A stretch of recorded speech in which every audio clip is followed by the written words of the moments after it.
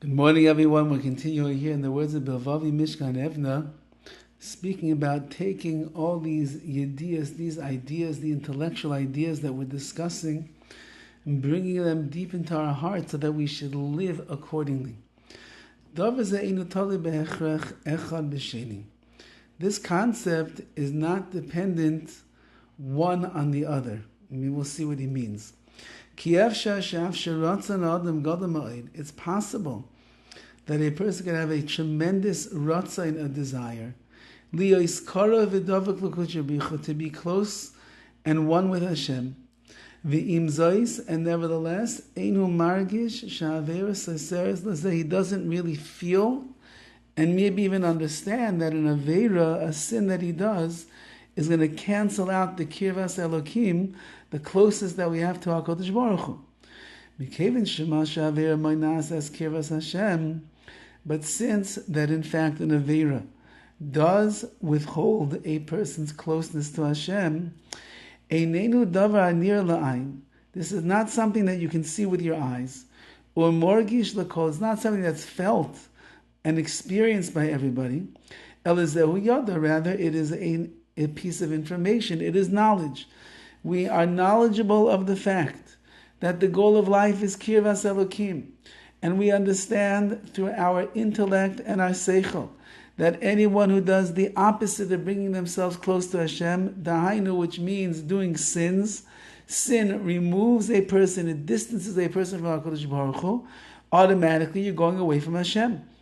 But I don't see that with my eyes, and I might not even be maragish, I might not feel that in my spiritual and emotional world. And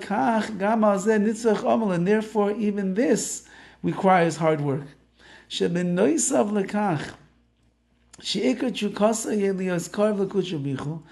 Besides the fact that we understand that the main chukka, the main desire that a person has is to be close to Hashem,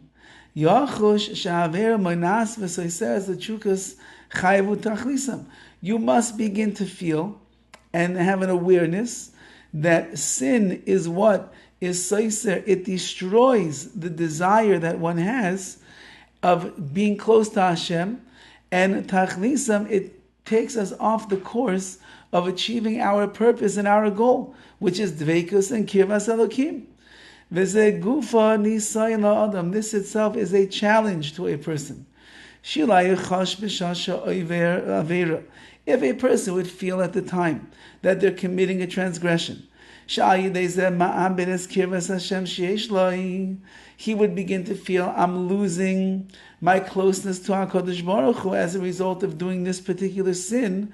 Every time the guy opens his mouth to speak Lashon Hara, he says, whoops, I shouldn't do this because I'm no longer going to have kirvas Elokim. Then it would be very easy to guard oneself from sin. Because I would say to myself, why would I do this particular act, this transgressional act right now, this sinful behavior, when I know that it's going to destroy my connection with HaKadosh Baruch Hu?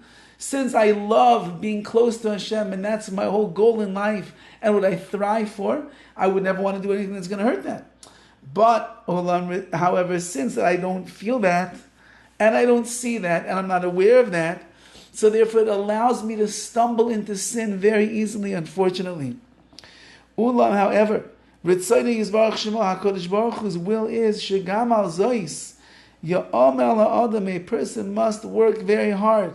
This is not some natural thing that a person is going to reach inside of their soul. It's only going to come, once again, says BILVAVI, MISHKAN, EVNEH, with hard work. Everything in Avodas Hashem, that's why it's called Avodas Hashem. The work, the enslavement to HaKadosh Baruch Hu. It's only going to be considered serving HaKadosh Baruch Hu when it's Avodah, when it's hard work. And the hard work over here is, I got to feel, I have to understand, I have to have an awareness.